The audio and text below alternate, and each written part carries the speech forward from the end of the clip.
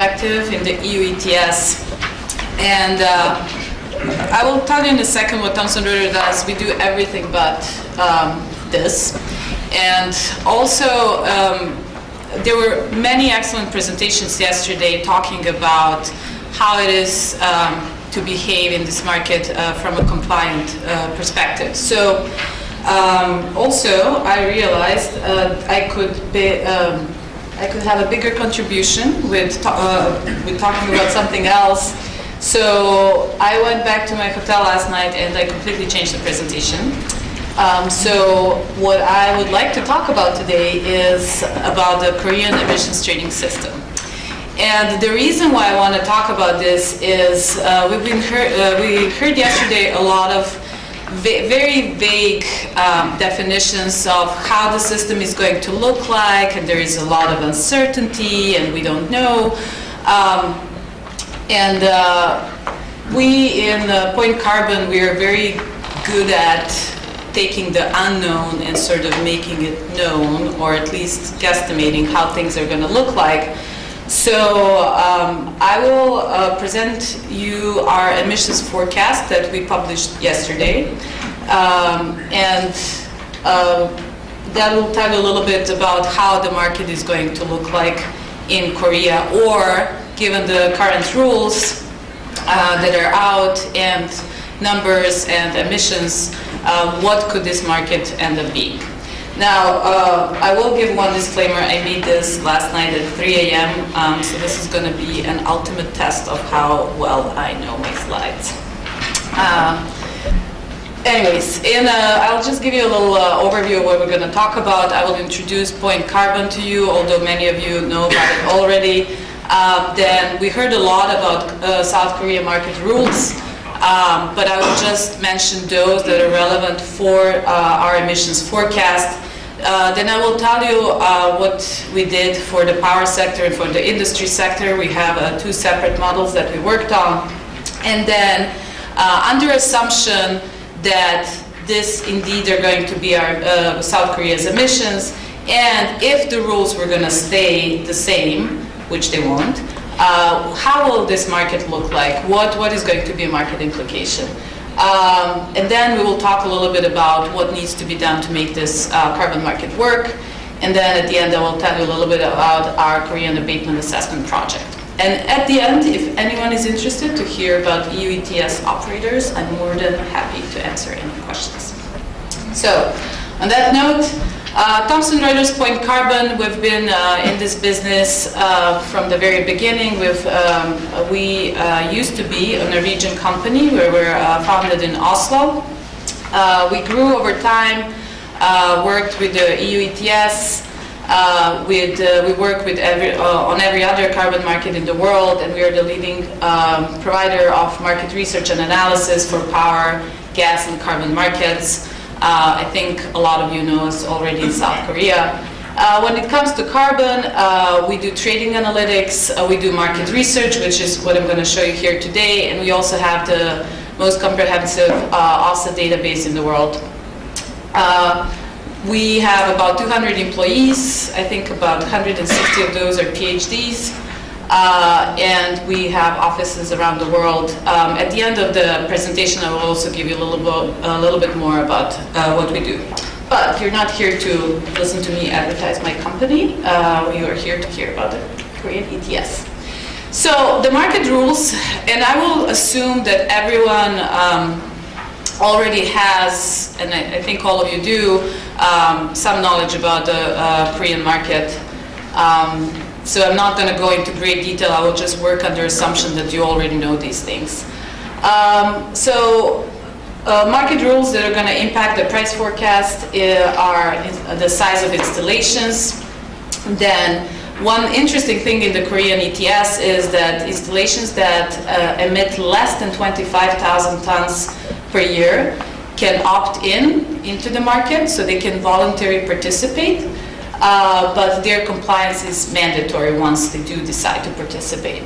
So when you add up all these entities, it roughly ends up being 60% of the country's greenhouse gas emissions, and about up to 10% of compliance can be met with what is in the presidential decree and the act called credits, but we just assume those are offsets. And then you can see also the percent of free allocation in this market. So when we talk about emissions and when we talk about forecasts, people, obviously those who need to comply in the market, they just want to know the number. But there's a lot of work that goes into making this one number, like months of work. So emission fundamental, we call those variables, those things that go into emissions forecast, and those things that go into price forecast, we call them fundamentals. And they're not the same, but interchangeable. So what are the things that are influencing emissions in Korea? One is obviously the economy. If the economy grows, the emissions grow. If the economy declines, the emissions will decline, most of the time. Not necessarily, but most of the time. Another thing that has a very large impact is weather. So you've been experiencing very hot summers and very cold winters.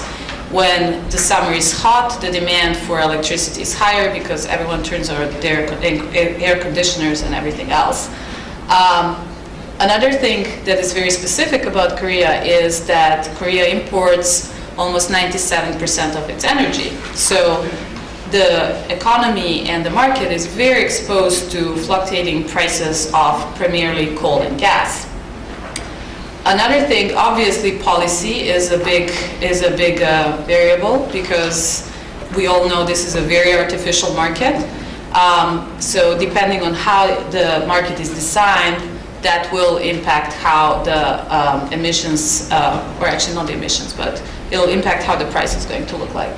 And then at the end, one very interesting thing about Korea is the currency exchange, because Korea is a very export-oriented economy. Its exports and therefore production depends on currency exchange. So what do I mean by this? For example, in the past 8 or 9 months, the yen weakened, and as a result of that, people were buying more Japanese products. So if you look at what happened in the past year with the steel sector in Korea, steel exports decreased, according to the Korean International Trading Association, the Korean steel exports decreased 10.6%. And then, surprise, surprise, Japanese steel exports increased 10.7%. So, and our assumption is this is because of the differences in currencies. So these are things that impact the price of carbon in Korea. Now, and emissions. So we all know that the first emission forecast for Korea for 2020 was 813 million tons. This was the official government forecast. Then, a couple of years later, Korea, in its third submission to the UNFCCC, announced its second forecast for 2020, and that was 776 million tons. Now, for a while, people worked under assumption that one of these two will be used as a BAU number that will be used as a base for the cap and trade system. However, we know that that's not going to be the case. So the question then becomes, well, what is going to be Korea's BAU, which is something people have been speculating for a while, and how is this going to impact the cap, the market cap?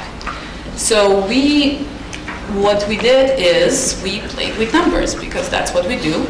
And we decided, because I've been talking to people from all over the space, some private sector participants, some consultants, and everyone I would say there's a good bunch of people who are afraid that the government is purposely going to push the BAU so they could, do something, and then industries are saying, well, our emissions are going to skyrocket. So in order to solve this dilemma, we simply decided to do our own emission forecast. And we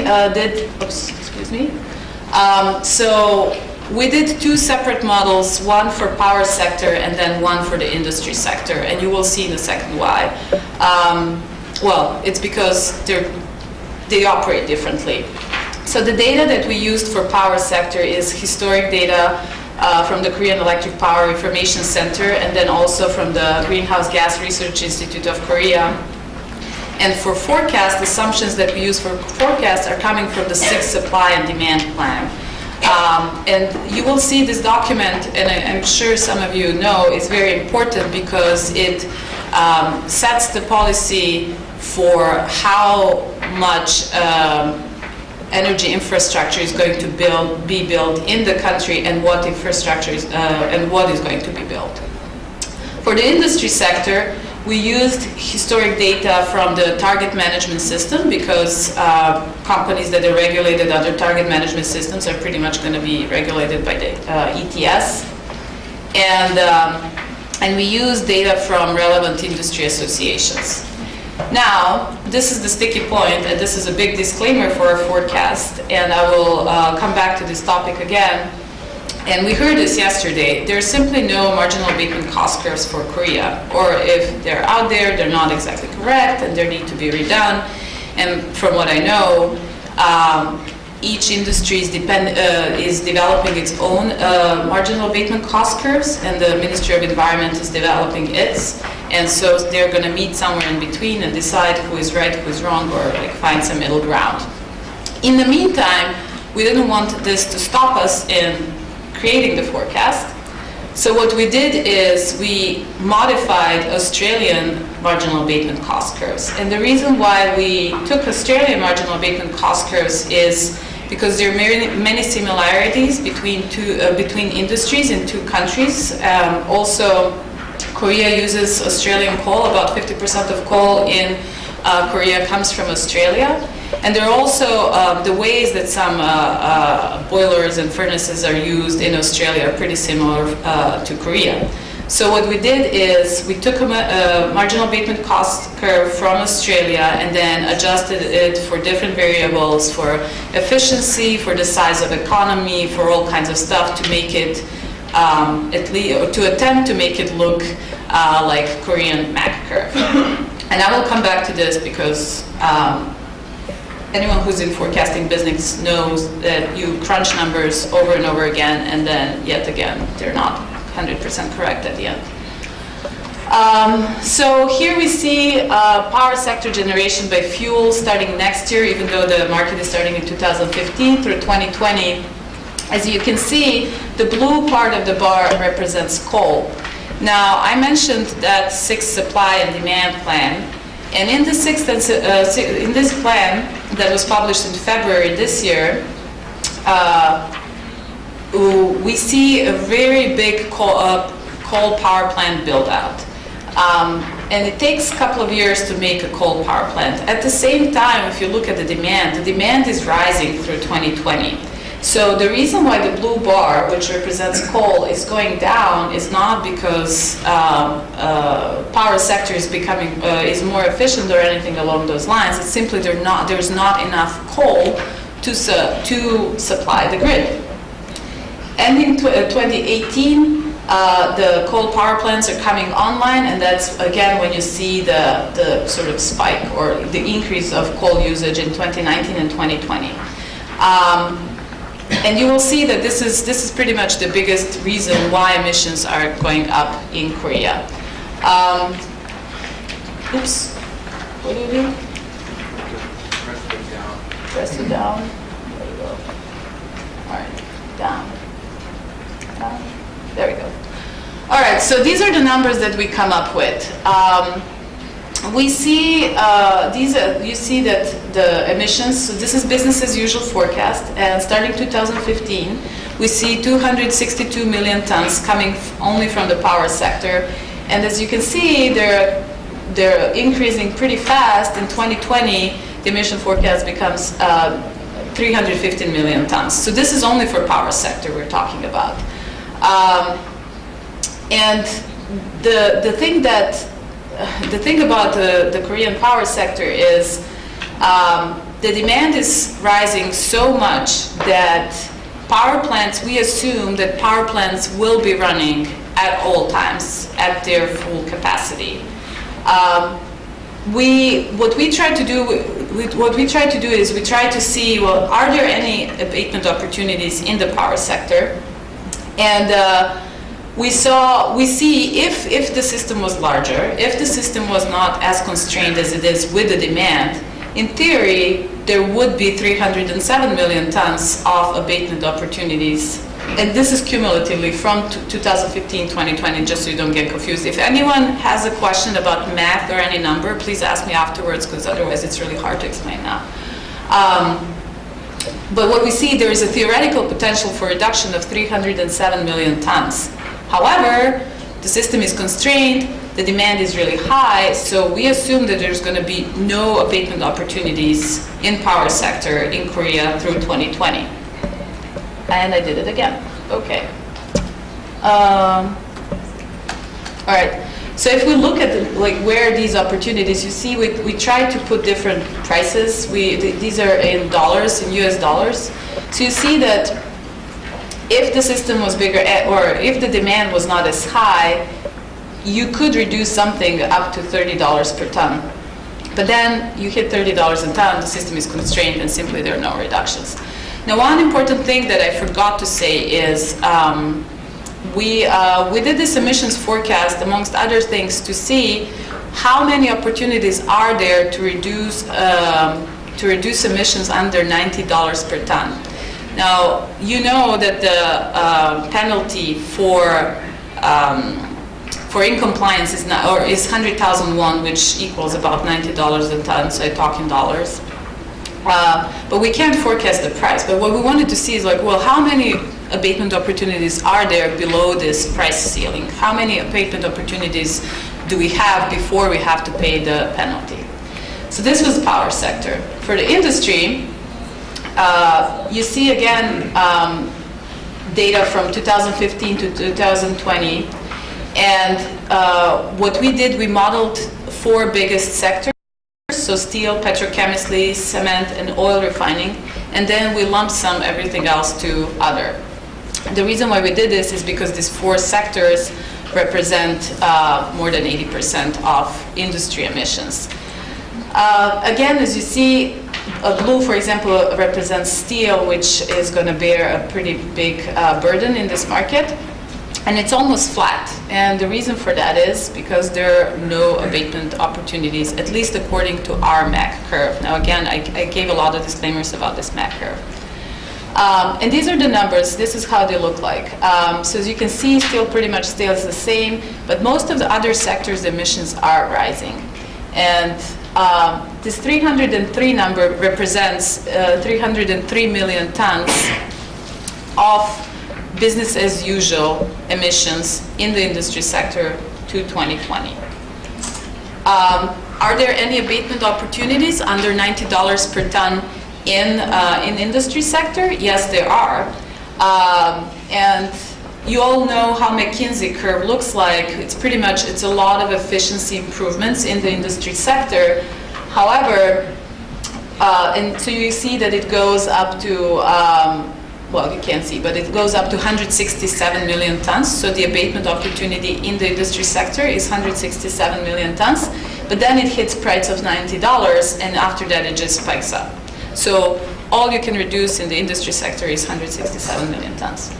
So what does this amount to? If you put together 315 from the power sector, 303 from the industrial sector, we assume that the total business as usual scenario of sectors covered under the ETS are going to be 618 million tons. So this was our goal. But then I just wanted to go one step further and say something a little wider, and that is, if you assume that emissions under the cap and emissions that are that sectors under the cap and sectors that are not under the cap will have to reduce emissions equally at an equal rate, then you can assume that 618 million tons is 60% of economy-wide business as usual, which brings economy-wide business as usual forecast to 1,030 million tons, or pretty much 1 gigaton. And that would also result in a market cap of 433 million tons. Now, to explain this again, because it might be confusing, there's a lot of numbers moving, is the initial government scenario was 813 million tons. So this is the first stack. The second stack is 776 million tons. That was what was submitted in UNFCCC. But according to our numbers, we think it's going to be as high as 1 gigaton. That's sort of realistic scenario. And that changes the picture a lot. Things will suddenly look different. So the blue line represents business as usual scenario, and this is again only for sectors under the ETS.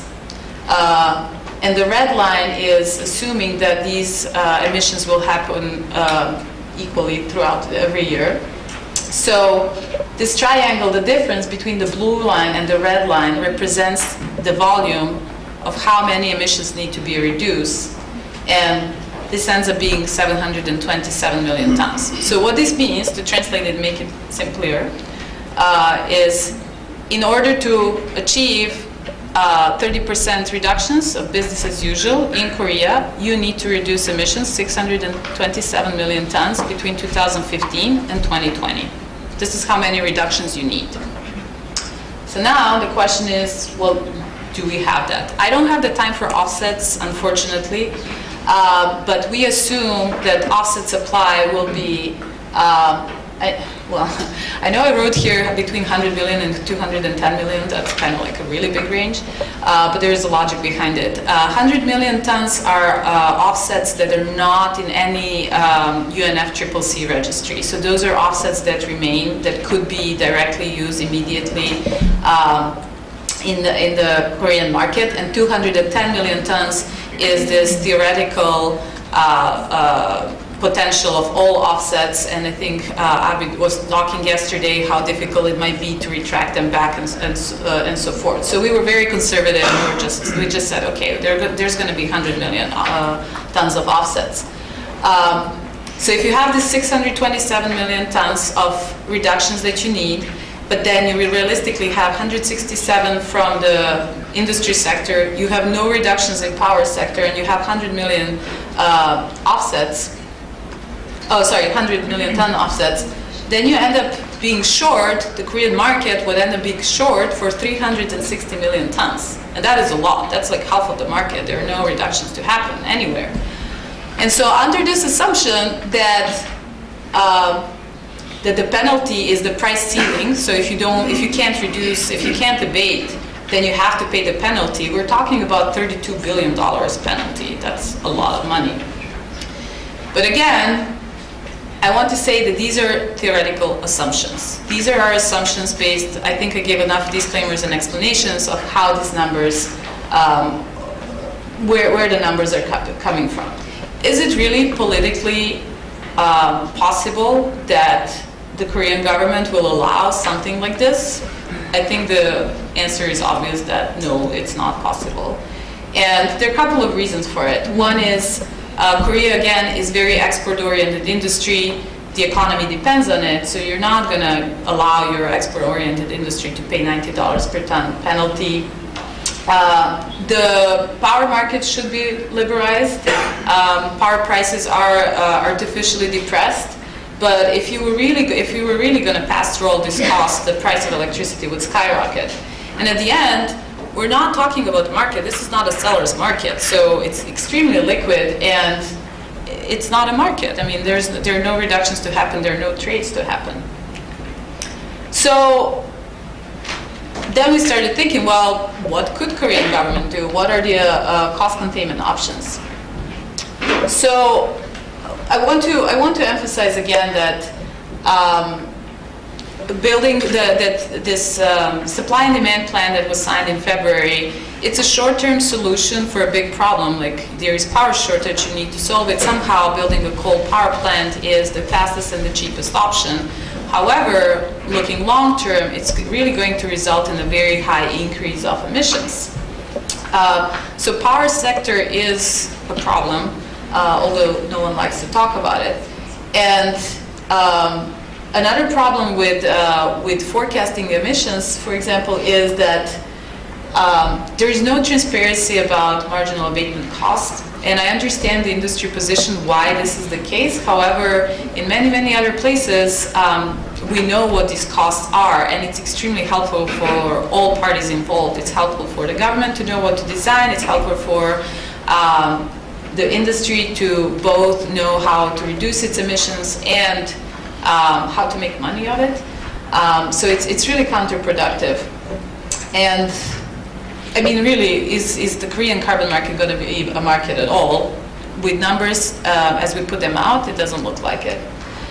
And what do I mean by this? This is just I'm just going to go through this very briefly. This is what's happening in Europe now. So this is my European ETS slide. This is what's happening in Europe now. Power sector is the one that's driving the demand because power companies are hedging 3 years in advance. And so they kind of have this short-term impact on the market. But in the case of EU ETS, the industry is long with emissions, so it's pretty much supplying this to power sector, and there is sort of a dynamic, and there is a market, and things are being traded. Now, we're not going to have this in the Korean market if things stay as they are.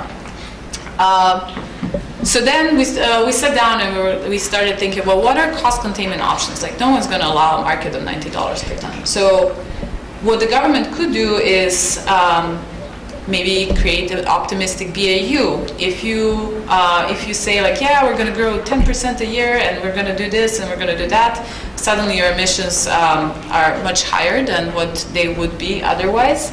You have more allowances on the market. And it makes it more liquid and it depresses the price of it. Will this happen? I'm not saying that any of this will happen, but we don't know. It's an option. Another option for Korea is to link with another system. Again, this is only theory. Because the Korean allowance price looks like it's going to be really, really high, who would want to link with them? No one, because there is a price interaction, right? So it would increase the price in the other market, except if you are a very long and very large market, which would be EU ETS.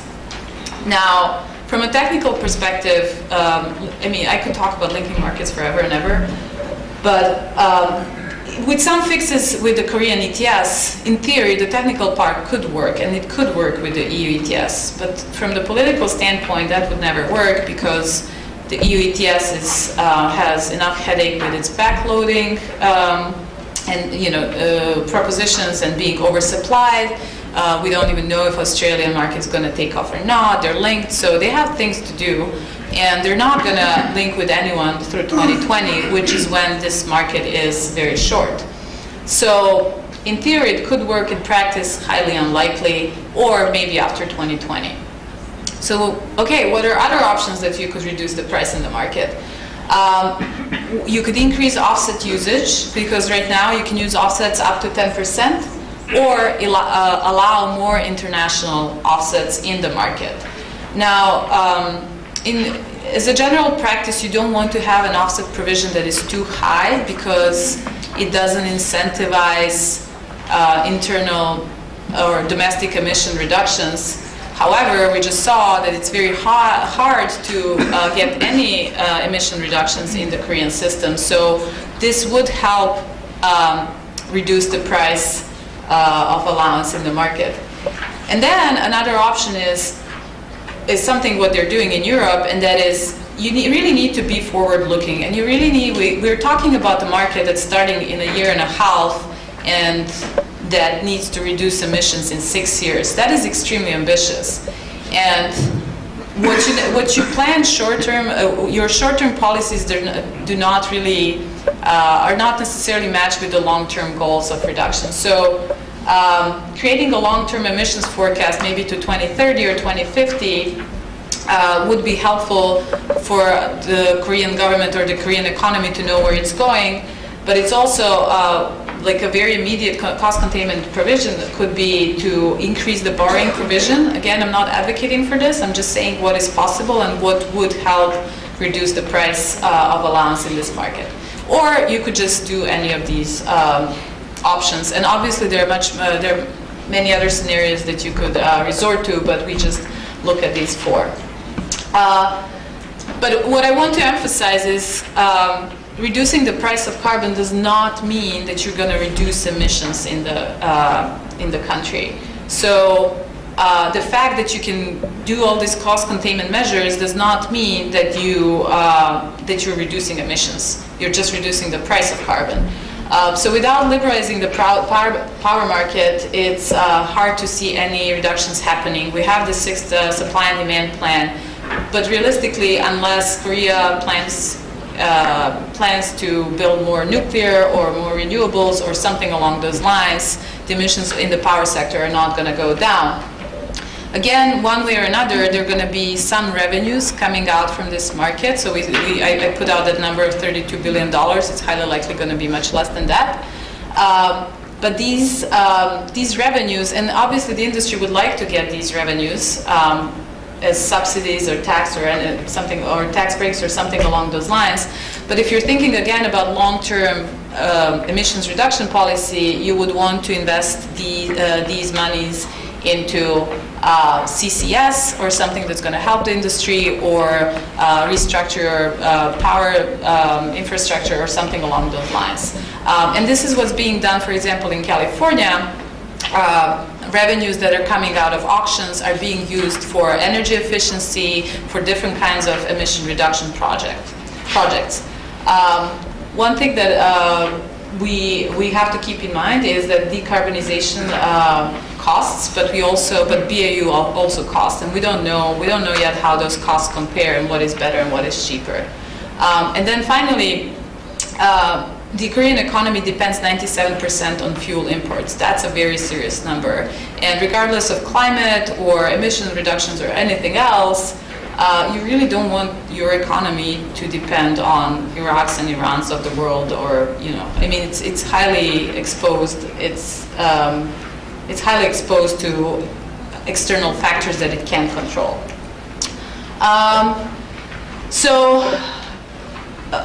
With this in mind, this is pretty much the end of the presentation that I had on the forecast. I just want to say that we're starting the Korean Abatement Assessment Project, and this is related to MAX, and I think everyone's been talking about how hard it is to build MAX, how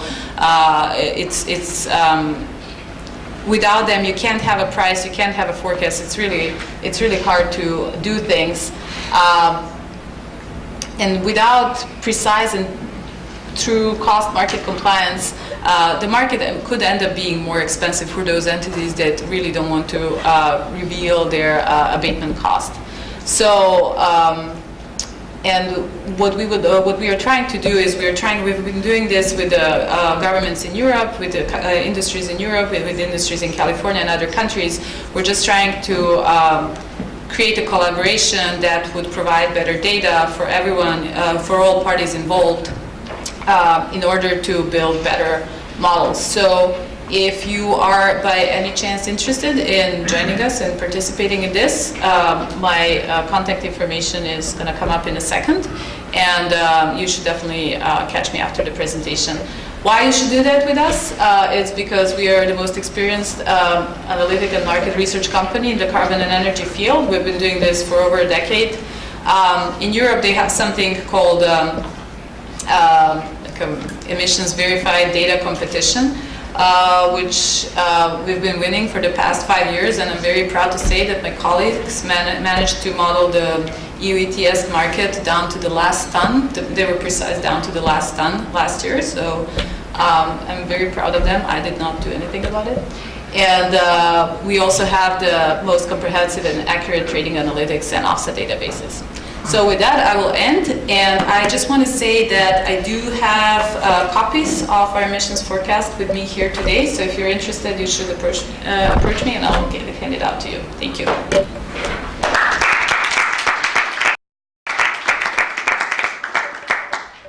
질문 또는 의견이 있는 분께서는 손을 들어주십시오.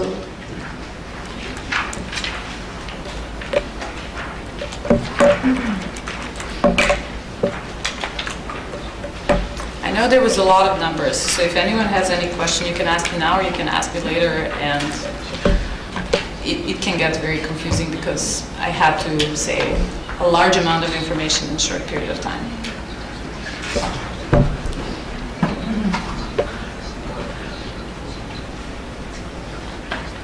Hello, my name is Yang Choi from Houston Corporation.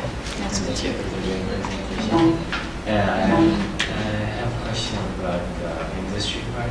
Mm-hmm. Have you taken into account the F-gas emissions and possible reduction activities in that part? No. No.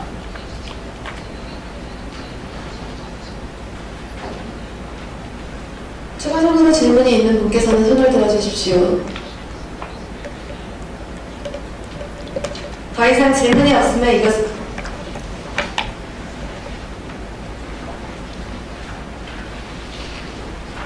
Thank you very much indeed, Giles Dixon from Alstom. I hope our Korean friends will forgive one of the AIDA team taking the microphone and asking a question. A great presentation, Jelena. Thank you very much indeed.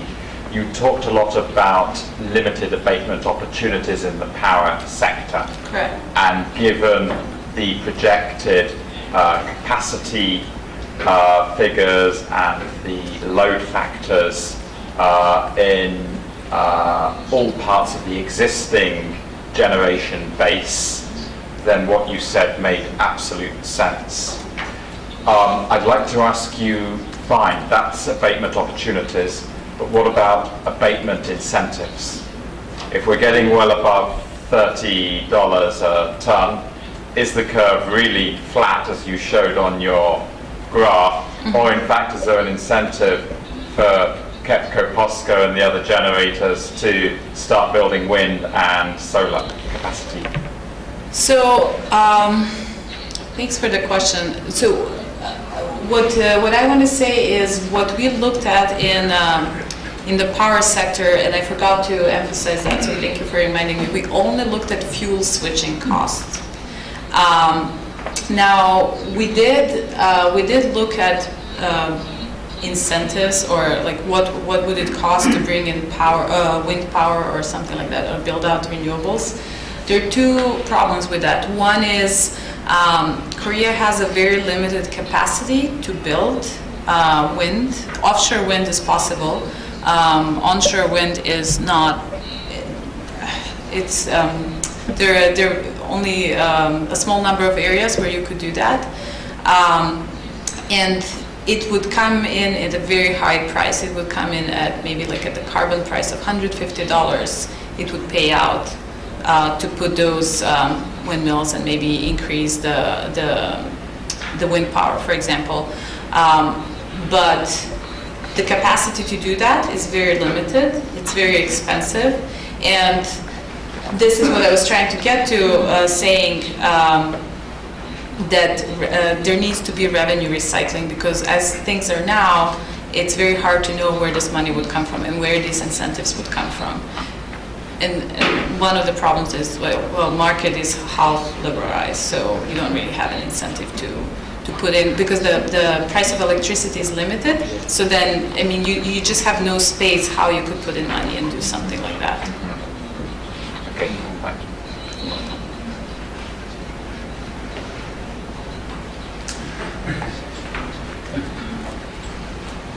Well, thank you very much. I'm Jelena. I'm from the World Bank's Partnership for Market Readiness.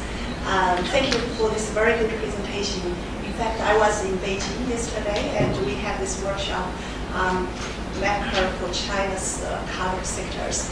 And the power sector, of course, also came out a lot of discussions.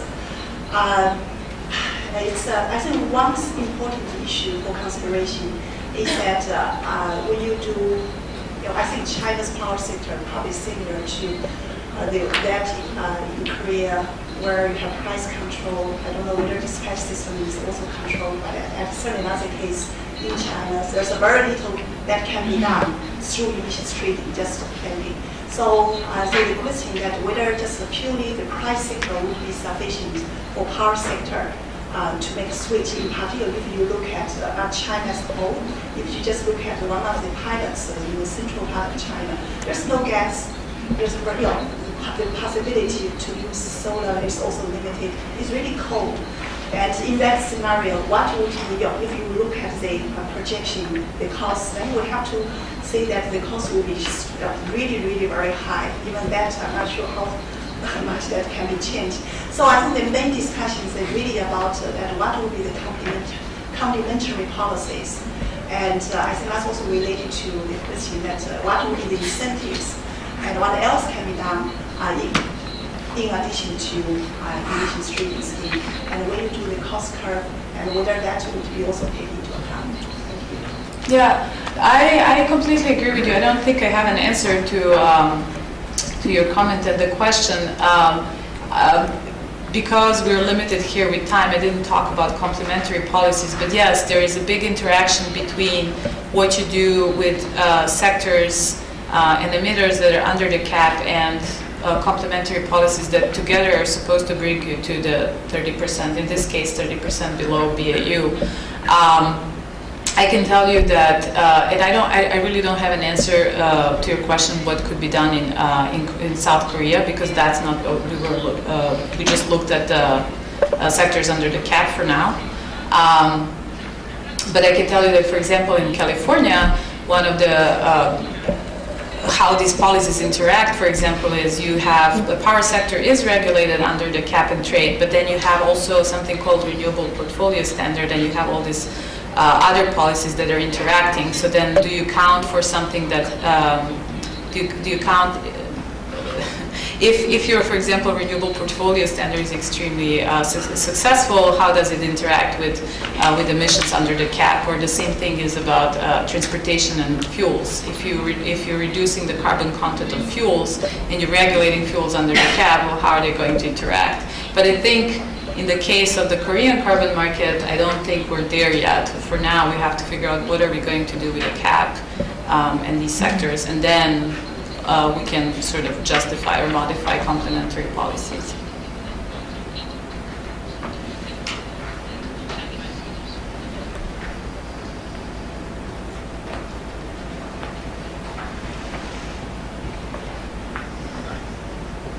Thank you, Jelena, for a very interesting presentation. I just wanted to add to that point from Twang about the coverage of the power sector in the context of fixed power price regulation. And I think that I had a few conversations with people in the room yesterday about the coverage of indirect emissions, and I think that there was some misunderstanding that I was able to see in what this policy, so in what the coverage of indirect emissions means and what the motivation is for it. And I just wanted to add on this point, this is exactly why the Ministry of Environment have proposed to cover indirect emissions, and it's the same case in the pilot schemes in China, where the policymakers designing those schemes have identified this issue. There is no way that the price signal from the carbon price can drive abatement in the power sector under these regulatory constraints to any great extent. It's possible that there could be some abatement because of the way that the power pool is set up in South Korea. There could be some impact of the carbon price put onto the system marginal price calculation, which would mean that there is some fuel switching or additional incentive for investment in renewables. But generally speaking, there isn't this ability to pass through the cost of carbon, so within the power sector. So therefore, policymakers have concluded the only way to drive abatement is through putting a price on the indirect emissions, essentially increasing the cost of power for consumers. And that's a possible solution. The complexity that introduces to the design of the ETS, however, is another issue.